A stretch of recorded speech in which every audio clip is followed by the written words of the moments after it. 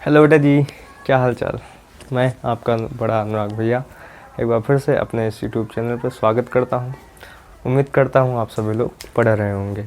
तो जैसा कि हमने पिछले वीडियो में बात की थी एफसीसी की संकुलन क्षमता के बारे में, और आगे हम लोग आज जो बीसीसी होती है उसकी संकुलन क्षमता के बारे में बात करेंगे। ठीक, हमने जैसे कि पिछली जो वीडियो थी उसमें हमने जाना था कि जो एफसीसी की संकुलन क्षमता होती है कितनी होती है। हमने उसमें देखा था कि जो एसएससी की संकुलन क्षमता होती है वो 74% होती है, यानी जो एकक कोशिका होती है, यानी एफसीसी जो थी, एफसीसी में जो गोले रखे हुए थे वो 74% भाग में भरे हुए। ठीक, आज हम क्या जानने वाले हैं, आज हम लोग जानेंगे जो बीसीसी होती है उसकी जो संकुलन क्षमता होती है वो कितनी होती है और उसकी संकुलन क्षमता कैसे निकाली जाती है। आज हम लोग इन सारी बातों पर बात करेंगे। ठीक, तो चलिए आगे बढ़ते हैं, वीडियो को स्टार्ट करते हैं, जानते हैं कि बीसीसी क्या होता है।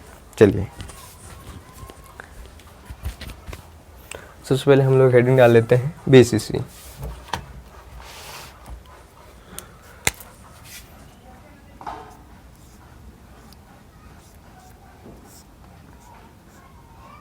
बीसीसी सबसे पहले बीसीसी होता क्या है ये हम लोग जान लें। वैसे हमने आप लोगों को एक बार बता दिया है बीसीसी होता क्या है, लेकिन एक बार फिर से हम लोग जान लेते हैं बीसीसी क्या होता है। चलिए, जो बीसीसी होता है उसमें जो अवयवी कण होते हैं हमारे,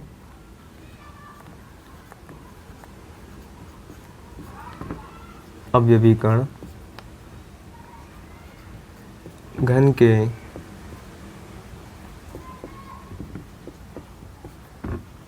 कोनों के साथ साथ घन के केंद्र पर भी होता है। ठीक, जो कण है हमारे साथ साथ घन के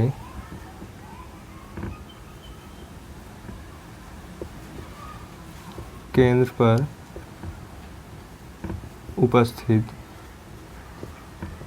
होते हैं। ठीक, जो हमारे अवयवी कण हैं कहाँ पर स्थित है, घन के किनारों के साथ साथ घन के केंद्र पर स्थित है। चलिए देखिए,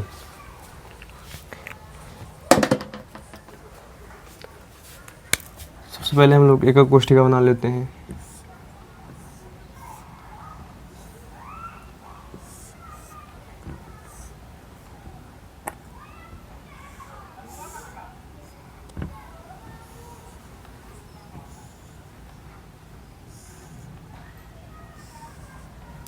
ठीक, और जो हमारे कण व्यवस्थित हैं, हम लोग जो कणों को हैं ब्लैक स्केच से बना रहे हैं।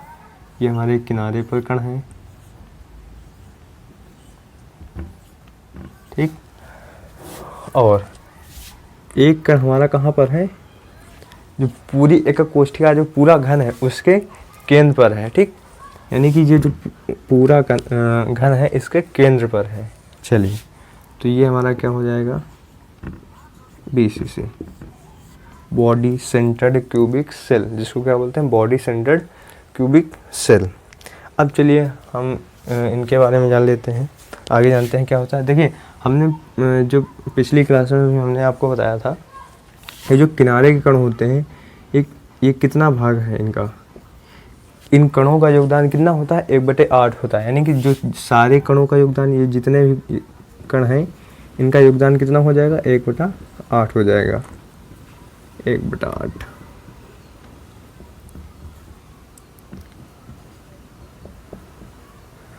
ठीक, हमने इनका योगदान तो देख लिया कि 1/8 है, लेकिन अब इस वाले कण का योगदान कितना है, थोड़ा सा आप लोग भी दिमाग लगाइए।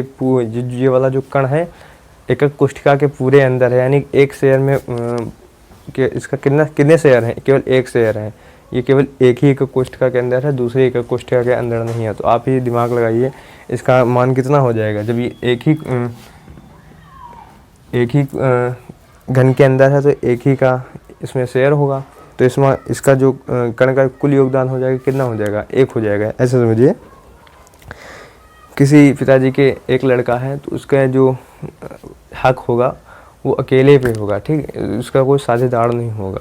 ठीक, तो वैसे ही है, ये अकेले है, इसका पूरा योगदान है इसमें, इस वाले जो घन है इस पर पूरा योगदान है। यानी जो इसका मान है ये कितना है, 1 है। इसका मान कितना है, 1 है। चलिए सबसे पहले हम लोग प्रभावी कण का मान निकाल लेते हैं कि प्रभावी कण का मान कितना होता है इसमें BCC में। देखिए सब लोग हेडिंग लगाइए प्रभावी कण का मान।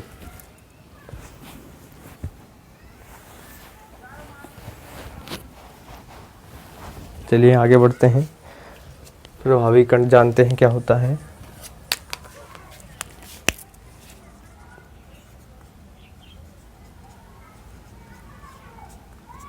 प्रभावी कण जिसको हम जड़ से लिखते हैं, चलिए देखिए अब ये हमारे किनारे वाले जो कण हैं कितने हैं, 8 हैं। कितने हैं कण? 8 है। कुल कणों की संख्या कितनी है? 8 है। और कणों के जो कण हैं उनका योगदान कितना है? 1/8 है। सारे कणों का योगदान कितना है? 1/8 है। ठीक, तो इनको हम काट देंगे तो कितना आ जाएगा? 1 आ जाएगा। ठीक, अब देखिए ये जो 1 मान आया है किनारे वाले कणों का मान आया है। ठीक, अब जो एक कण देखो घन के अंदर भी है। ठीक, पूरा एक कण। ठीक, अब उसको भी तो जोड़ेंगे तो 1 + 1 कर दीजिए तो बराबर कितना हो जाएगा? 2 हो जाएगा। ठीक, यानी कि जो हमारा जेड का मान है, जेड का मान हमारा 2 हो जाएगा। ठीक बेटा जी, जेड का मान हमारा कितना हो जाएगा? 2 हो जाएगा। ठीक, चलिए अब हम लोग संकुलन क्षमता निकालते हैं कि इसकी संकुलन क्षमता कैसे निकाली जाती है। हेडिंग लगाइए सब लोग संकुलन क्षमता।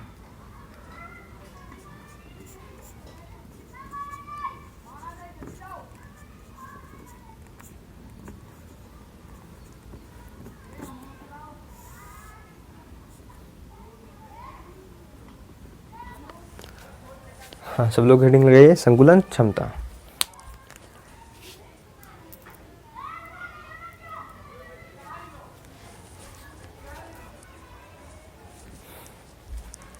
चलिए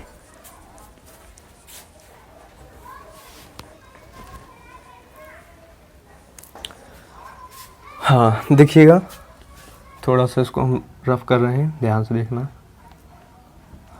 अब हम इस वाले फलक को उठाते हैं, ध्यान से देखना, ये वाला फलक। ठीक, जब हम ये वाला फलक उठाते हैं इसमें हम एक विकर्ण खींच देते हैं।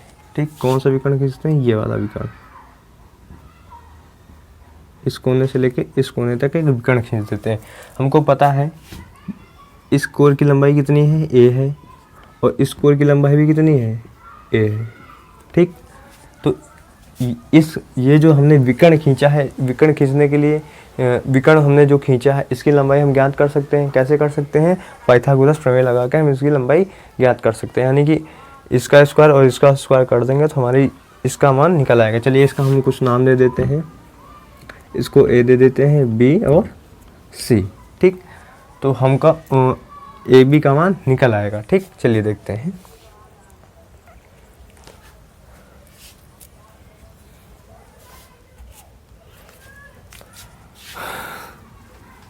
पाइथागोरस प्रमेय से सबसे पहले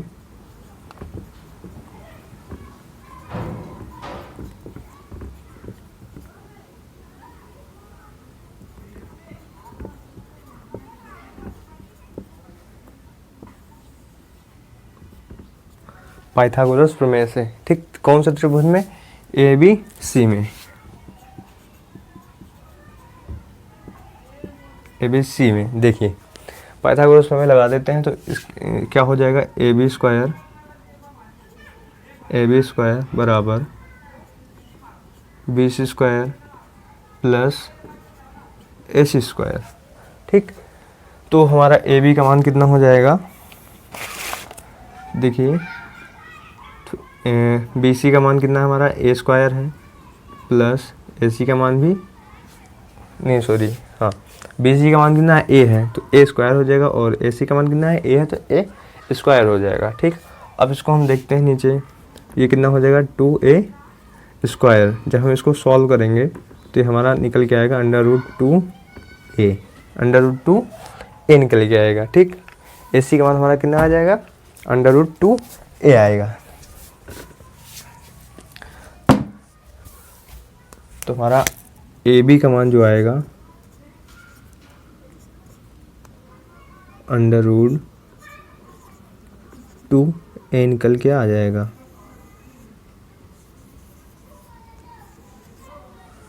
चलिए अब बढ़ते हैं आगे। अब हमको ए बी का मान इतना प्राप्त हुआ, यानी कि ए,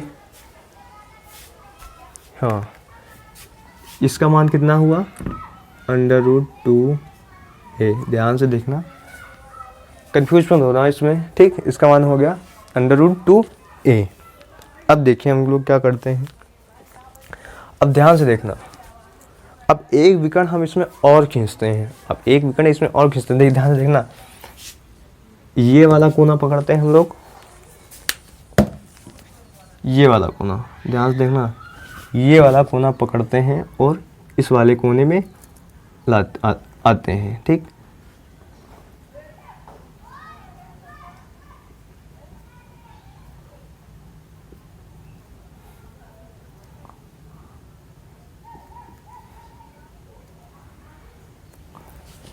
चलिए, तो हमारा देखिए एक त्रिभुज बनके तैयार हो जाता है।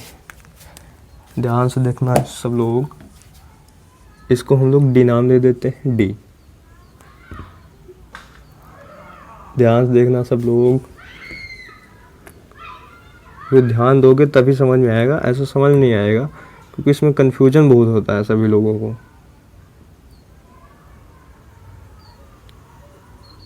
ये देखिए, ये हमारा एक त्रिभुज बनके तैयार हो जाता है, ठीक। अब देखिए, अब हमको इसमें किस किस कोण की लंबाई पता है ये देख लेते हैं। हमें इस कोण की लंबाई पता है, कितनी निकल गई हमारी √2a निकल के आई है। और हमें इस वाले कोण की लंबाई पता है, ये वाली कितनी है, इसकी a है। कितनी है, a है, ठीक। घन के प्रत्येक कोण की लंबाई कितनी होती है, a होती है, तो इसकी लंबाई कितनी निकल के आएगी, a, ठीक। अब देखिए, तो और थोड़ा सही से बना दें। चलिए, अरे इसको आप समझ लीजिए, इसकी लंबाई a है, वैसे आप ऐसा समझ लीजिए। अगर ज़्यादा इसमें कुछ लिख देंगे तो कुछ समझ में नहीं आएगा ना। चलिए, अब हम इसमें पाइथागोरस, इसमें फिर से एक बार पाइथागोरस में लगाते हैं, ठीक। चलिए, फिर से एक बार पाइथागोरस में लगाते हैं। चलिए, त्रिभुज नंबर 2, त्रिभुज DAB में, DAB में पाइथागोरस में लगाते हैं।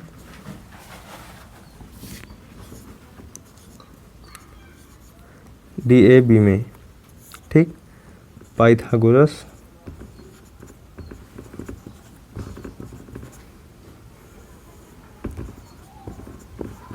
प्रमेय। देखिए जनाब, अब हम देखते हैं, हमको निकालना है B और D का मान। हमको किसका मान निकालना है, B D का मान निकालना है, ठीक। चलिए रखते हैं हम लोग, पाइथागोरस प्रमेय लगाते हैं फिर से। चलिए, पेन उठाइए आप सभी लोग, शुरू हो जाइए। BD का स्क्वायर, BD का स्क्वायर बराबर AB का स्क्वायर, AB का स्क्वायर प्लस DA का स्क्वायर या AD का स्क्वायर, ठीक। आगे बढ़ते हैं हम लोग। हमने AB का मान कितना निकाला है, √2a, ठीक, का स्क्वायर प्लस AD का स्क्वायर कितना है हमारा, a है, ठीक। आगे बढ़ते हैं हम लोग, तो हमारा कितना हो जाएगा ये √3a स्क्वायर, √3a स्क्वायर हो जाएगा, ठीक। उसके बाद और जब इसको हम सॉल्व करेंगे, BD स्क्वायर बराबर, तो हमारा क्या हो जाएगा, √3a बचेगा। कितना बचेगा, √3a बचेगा, ठीक। हमारा √3a बचेगा।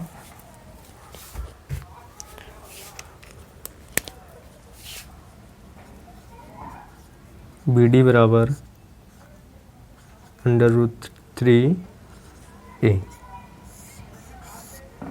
ठीक। जब वर्ग को हम हटाएंगे तो √3a हमारा बचेगा। चलिए, अब जो हमारा ये वाला हमने जो विकर्ण खींचा था बी और डी, बी से लेके डी तक हमने जो विकर्ण खींचा था, इसकी लंबाई हमको ज्ञात हो गई हो, कितनी निकल के आई है, इस वाली विकर्ण की लंबाई, इसकी लंबाई निकल के आई है √3a। ठीक, चलिए आगे बढ़ते हैं हम लोग। अब ध्यान से देखिएगा, आप लोग कंफ्यूज मत होइएगा। चलिए अभी समझाते हैं हम लोगों को। देखिएगा, अब अगर हम इस चीज़ को उठा के देखें, ये वाला जो गोला है एक, ठीक, एक जो कण है, ये इसका केंद्र है और यहाँ तक की दूरी कितनी है इसकी, r है। कितनी है, r है। ठीक बेटा जी, कितनी है इसकी दूरी, r है।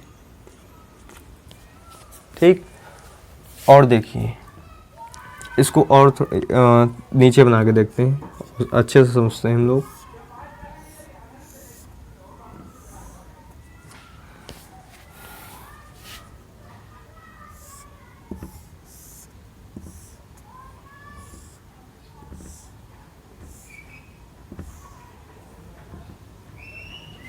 चलिए देखते हैं। एक कण हमारा इधर है,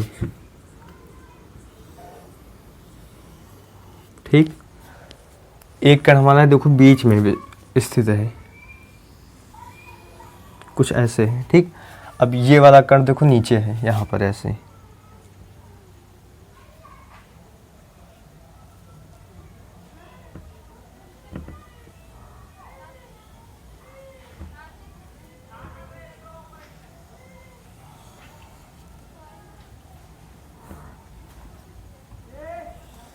ये कण हमारा यहाँ पर है। अब देखिए, हमने इस वाले कोण से लेकर, ध्यान से देखिएगा, समझने का प्रयास करिए, इस वाले कोण से लेकर यहाँ तक लंब खींचा हुआ है। ठीक, वो सॉरी, लंब नहीं, विकर्ण खींचा हुआ है, ये चीज।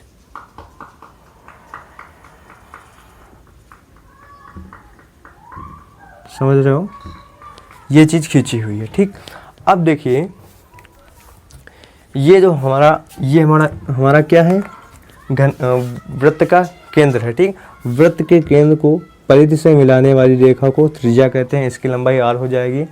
ठीक, ये इस वाले वृत्त का यहाँ पर केंद्र है। ठीक, तो इसकी इतनी लंबाई r हो जाएगी और इतनी लंबाई r हो जाएगी। ठीक, यानी कि 2r हो जाएगी। ठीक, और ये भी एक केंद्र है, यहाँ से लेके यहाँ तक की लंबाई कितनी हो जाएगी, r हो जाएगी। ठीक, हमने इसको क्या नाम दिया, d और b हमने इसको नाम दिया। ठीक, तो देखिए हमारे फिर इससे दो मान निकल के आएंगे। देखिए,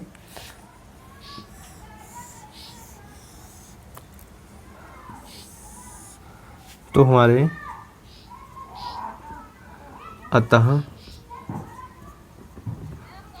जो b और d बराबर है, कितना निकल के आया हमारा, 4r। कितने r हो जाएगा, 4r। ठीक, जो हमारा b और d है, इसका मान कितना हो जाएगा, 4r हो जाएगा। ठीक,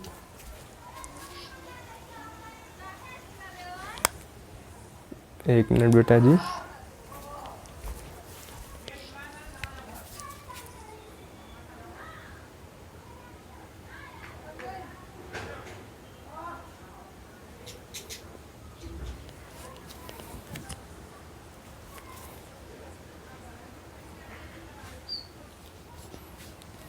चलिए हाँ, आगे बढ़ते हैं, देखते हैं। तो हमारे b और d के दो मान निकल के आ गए बेटा जी। कौन कौन से आ गए, 4r और √3a। तो हम जैसे ही हमने पिछले वीडियो में ऐसे ही कुछ सिचुएशन बन के आए थे, हमने दोनों को बराबर कर दिया था। इस वीडियो में भी हम दोनों को बराबर कर देंगे। ठीक, चलिए बराबर करते हैं दोनों को हम। क्या हो जाएगा,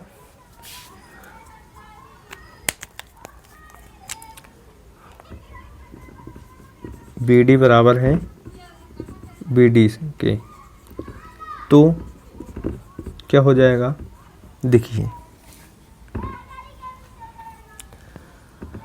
√3a बराबर 4r। अब हमको यहाँ से a का मान निकालना है, ठीक। हमको यहाँ से किसका मान निकालना है, a का मान निकालना है। तो क्या हो जाएगा,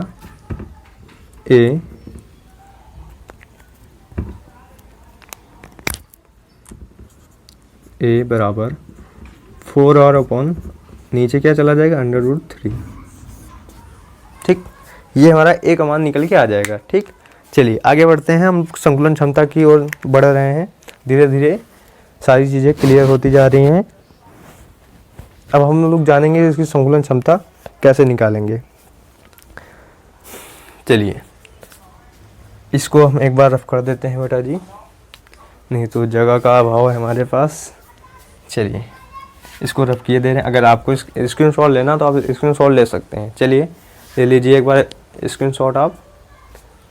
चलिए रफ करते इस डायग्राम को, वैसे भी समझ में आ गया होगा आपको। चलिए अब बढ़ते हैं संकुलन क्षमता की ओर। धीरे धीरे हमने सारे मान ज्ञात कर लिए हैं।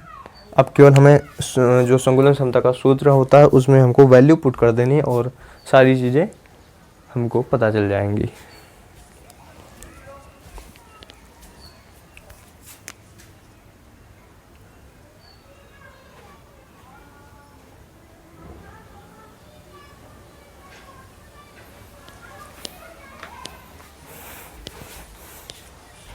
चलिए आगे बढ़ते हैं, संकुलन क्षमता के बारे में जानते हैं।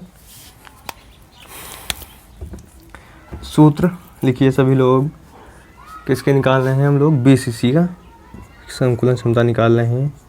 BCC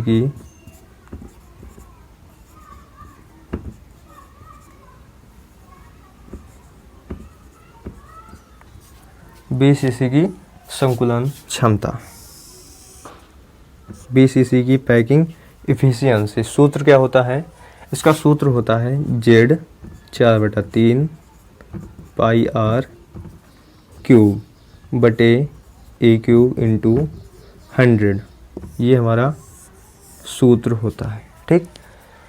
चलिए अब हम लोग इस सूत्र में वैल्यू पुट कर देते हैं जल्दी से। लगभग हम लोगों ने सारी चीज़ें जान ली है। चलिए तो इसकी जो वैल्यू होती है हम लोग पुट कर देते हैं। PE बराबर क्या हो जाएगा, जेड का मान हमने कितना निकाला है, यहाँ पे 2 निकाला। जेड का मान कितना निकला, 2 निकला है, इंटू 4/3 पाई R क्यूब, ठीक। A का मान हमने देखो कितना निकाला है, 4/3 हाँ 4r अपॉन √3 का क्यूब, ठीक। हमने ये चीज़ निकाली और इंटू 100, ठीक। चलिए अब आगे बढ़ते हैं। इंटू 100 हमारा हो गया। उसके बाद हम जब इसको सॉल्व करते हैं तो हमारा जो निकल के आएगा, देखिए क्या हो जाएगा। इधर कर लेते हैं,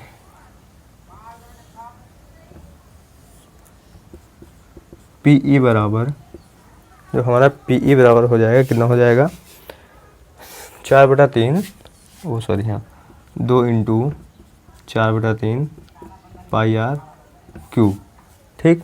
और नीचे हमारा कितना हो जाएगा,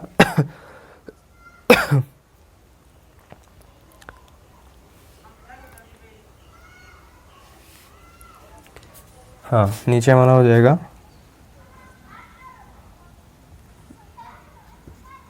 4r स्क्वायर, सॉरी 1 मिनट,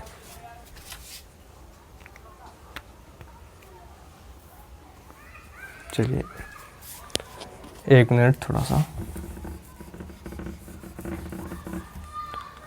उसके बाद जब हम इसको सॉल्व करेंगे, यानी कि ये जो हमारी सिचुएशन उनकी आई है, जब इसको हम सॉल्व करेंगे तो हमारा जो PE का मान हो जाएगा वो हमारा निकल के आएगा। इसमें क्या होगा, हमारा R से R कट जाएगा। उसके बाद जो हमारा PE का मान निकल के आएगा, परसेंटेज निकल के आएगा, वो निकल के आएगा 68%, ठीक। जो हमारा PE का मान निकल के आया, कितना निकल के आया, 68% निकल के आया, ठीक। ठीक बेटा जी, जो हमारी यानी कि हमारी जो BCC है, उसमें जो हमारे ये कण रखे हुए हैं, ये जो हमारे कण रखे हुए कितने भाग में रखे हुए हैं, 68% भाग में हमारे ये कण रखे हुए हैं। ठीक, यानी कि ये वाली जो जगह है जनाब, ये भरी जगह है। कौन सी जगह है जनाब? भरी जगह है। ठीक, और इसको अगर हमको खाली जगह निकालनी है, यानी कि इसमें जो जगह खाली है वो कितनी है, तो इसमें हम क्या कर देंगे, 100 से माइनस कर देंगे और हमारी क्या निकल के आ जाएगी, भरी जगह निकल के आ जाएगी। ठीक, चलिए एक बार आप इसका स्क्रीनशॉट ले लीजिए, फिर आगे बढ़ते हैं।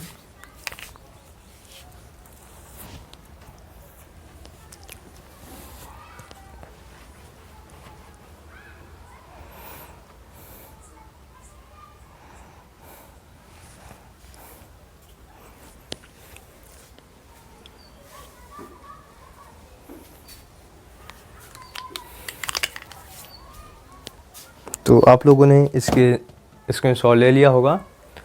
तो आज के वीडियो में हम लोग बस इतनी ही बात करेंगे। आज हम लोगों ने क्या जाना, एक बार रिवाइज कर लेते हैं जल्दी से। आज हम लोगों ने जाना BCC की संकुलन क्षमता कैसे निकाली जाती है, उसके बारे में हमने बात की है। तो हमने देखा जो इसकी डिफिनीशन होती है, इसके जो अवयवी कण हमारे स्थित होते हैं घन के कोनों के साथ साथ, और ये घन के केंद्र पर स्थित होते हैं। ठीक, जिससे हमारा प्रभावी कण का मान कितना निकल के आ गया, 2 निकल के आया। उसके बाद हमने सारी चीज़ें धीरे धीरे पाइथागोरस में लगा दी हमने, जैसे AB का मान निकल के आ गया। फिर उसके बाद थोड़े स्टेप बाय स्टेप समझाते हैं आपको। सबसे पहले हमने A से लेके B तक विकर्ण खींच दिया, इसके बाद हमने पाइथागोरस में लगा दी, तो हमें AB का मान निकल के आ गया, √2 निकल के आएगा। उसके बाद हमने एक विकर्ण और खींचा, D से लेके B तक हमने एक विकर्ण और खींचा। ठीक, जब हमने D से लेके B तक एक विकर्ण और खींचा तो हमें एक त्रिभुज बन के तैयार हुआ, DAB बन के तैयार हुआ।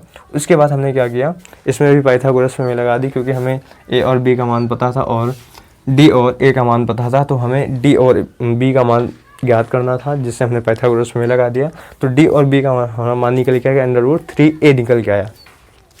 अब हमने थोड़ा सा दिमाग और लगाया, तो हमने देखा कि ये जो D और B का मान है, इसका एक मान और निकल के आ रहा है। उसका मान कितना निकल के आ रहा है, 4R निकल के आ रहा है। कैसे निकल के आ रहा है, इसका जो इस वाले कण की लंबाई वो भी R है, इस वाले कण की लंबाई ये देखो बीच से निकल के आ रहा है। इसकी लंबाई कितनी है, 2R, और इसकी लंबाई कितनी है, R। ठीक, तो इसकी जो कुल लंबाई हो जाएगी कितनी हो जाएगी, 4R निकल के आई, यानी BD की जो हमारी लंबाई निकल के आई है 4R निकल के आई, यानी कि BD बराबर किसके है, BD के बराबर है। तो हमने दोनों के मानों को बराबर कर दिया।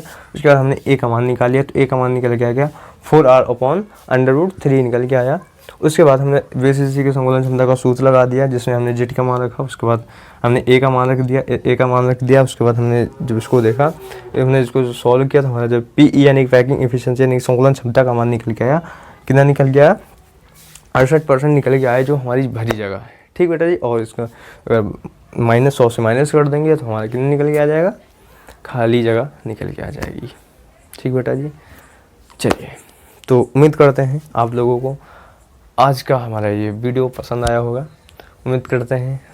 तो आप लोग इसे शेयर ज़रूर करेंगे, और जो लोग हमारे इस चैनल पर नए हैं तो आप लोग प्लीज़ इस चैनल को सब्सक्राइब कर दीजिए और लाइक कर दीजिए। और जो भी क्वेरी हो आप कमेंट सेक्शन में पूछ सकते हैं, हम प्रयास करेंगे उन सारी बातों का, आपको सारी बातों का पता लगाया जाए। तो आज की वीडियो में बस इतना ही, उम्मीद करते हैं आप लोग सभी लोगों को पसंद आया हो। तो तब तक के लिए बाय। तो और हाँ, अगले वीडियो में हम लोग बात करेंगे, जैसे कि अगले वीडियो में हम लोग बात करेंगे एकक कोष्ठिका के घनत्व के बारे में। किसके बारे में बेटा जी, एकक कोष्ठिका